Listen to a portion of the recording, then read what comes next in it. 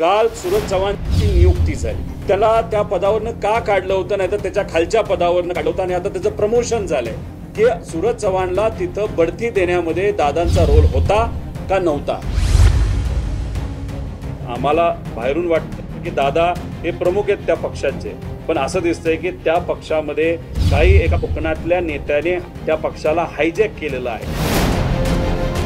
त्यांच्या पक्षामध्ये आमदार आणि ते स्वतः तिथं एकत्रित आहे असं आपल्याला दिसतं, पण त्यांचा पक्ष खरंच त्यांच्या हातामध्ये राहिलाय का।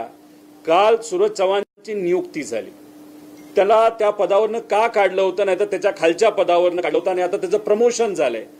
अजितदादांनी एक ट्विट केली होती, लातूरला एका सामाजिक कार्यकर्त्याला, एका शेतकऱ्याला या सूरज चव्हाणनी मारहाण केली। सूरज चव्हाण इररिलेव्हंट आहे, ते महत्वाचं नाही, पण मारहाण झालेल्या व्यक्तीला तुम्ही पदावरनं काढता आणि जो मारतो त्याला हाताला फ्रॅक्चर असतं दिसतं, ज्याला मारलं त्याचं काय झालं हे तुम्ही कधी विचारलं आहात का। आणि फ्रॅक्चर वाळायच्या आधीच त्याचं प्रमोशन तुम्ही तिथं करता।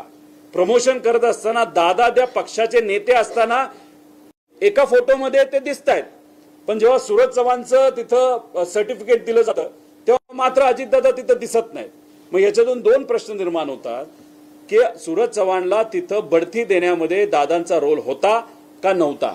आणि जेव्हा सूरज चव्हाणने मारहाण केली एका शेतकऱ्याची आणि सामाजिक कार्यकर्त्याची, तेव्हा अजितदादांनी जे ट्विट केलं होतं त्याचं स्वागत सगळ्यांनी केलं, मग ते ट्विट खोटं होतं का आणि आता तुम्ही भूमिका बदलत आहात का।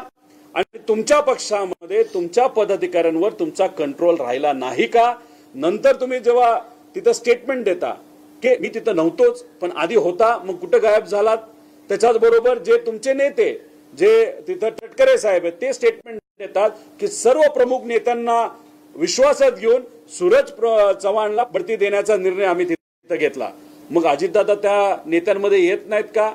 ज्या नेत्याने हा पक्ष वेगळा केला, साहेबांची साथ सोडली, आमदारांना निवडून आणलं, त्याच नेत्याला त्यांच्याच पक्षामध्ये जर वेगळं केलं जात असेल तर याच्यावरून समजून घ्या की भाजपचा व्हायरस हा आधी आमच्या पक्षाला लागला, त्यातून आमचा एक पक्ष तोडला, आता अजितदादांचाच पक्ष आणि एकनाथ शिंदे साहेबांचा पक्ष हा भाजपचा व्हायरस आज तिथं तोडतोय, हे स्पष्टपणे आपल्या सर्वांना त्या ठिकाणी दिसतंय। पालकमंत्री पदाचा तिढा सुटलेला नाहीये, मात्र भरत गोगावले रायगड जिल्ह्याच्या त्यांच्या मूळ गावी मतदान केले, झेंडावंदन केले ध्वजारोहण, आणि तिथे ते म्हणाले की मीच पालकमंत्री होणार महायुतीत पुन्हा, कारण रायगडचा अजून तिढा सुटलेला नाही। तटकरे वर्सेस भरत गोगावले असं तो सगळा वाद। गोगावले साहेबांचे याच्या आधीचे 2.5 वर्ष जेव्हा पक्ष फोडला गेला होता आणि बीजेपी बरोबर महाविकास आघाडी नंतर जेव्हा तिथं सत्ता आणली होती, 2.5 वर्ष कशात गेले, वाट बघण्यात मंत्रिपद मिळते का नाही मिळत। आता त्यानंतर त्यांना मंत्रिपद मिळालं, ठीक आहे छोटंसं खाते, पण मंत्रिपद मिळाल्यानंतर आता ते वाट बघतात पालकमंत्र्यांची।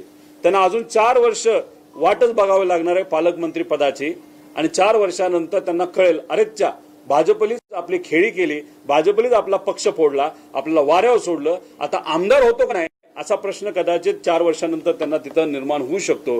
त्यामुळे हे सर्व जे नेते आहेत ते पदाच्या मागे पळणारे नेते आहेत। मंत्रिपद पाहिजे, मंत्रिपद मिळालं तर पालकमंत्रीपद पाहिजे, पालकमंत्रीपद मिळालं तर मोठ्या जिल्ह्याचंच पाहिजे, याच जिल्ह्याचं पाहिजे जिथं पैसा मोठ्या प्रमाणात आहे, आणि मंत्रिपद देत असताना सुद्धा छोटं दिलं तरी नाराज, जिथं पैसा आहे तेच मंत्रिपद पाहिजे। त्यामुळे हे सर्व नेते जे आज महायुतीमध्ये आहेत त्यांचं फक्त एकच काम आहे की जे ट्रेजरी आहे, जो सरकारचा पैसा आहे, जो सामान्य लोकांचा पैसा आहे, तो ओरबाडत राहायचं, एवढंच त्यांचं तिथं काम आहे। आज कदाचित आम्हाला बाहेरून वाटतं की दादा हे प्रमुख आहेत त्या पक्षांचे, पण असं दिसतंय की त्या पक्षामध्ये काही एका कोकणातल्या नेत्याने त्या पक्षाला हायजॅक केलेलं आहे।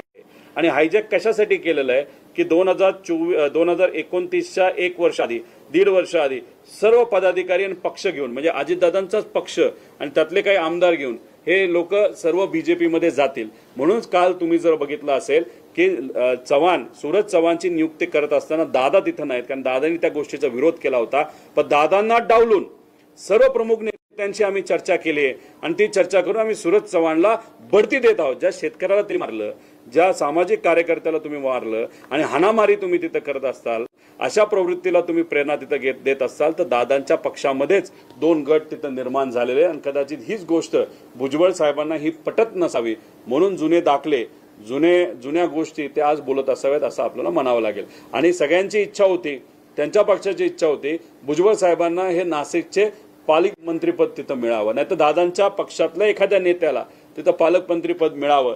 पण त्या पक्षाचं बीजेपी समोर काही चालत असताना दिसत नाही असं आपल्याला जाणवतंय. म्हणून ती नाराजगी सुद्धा भुजबळ साहेबांच्या मनामध्ये असावी.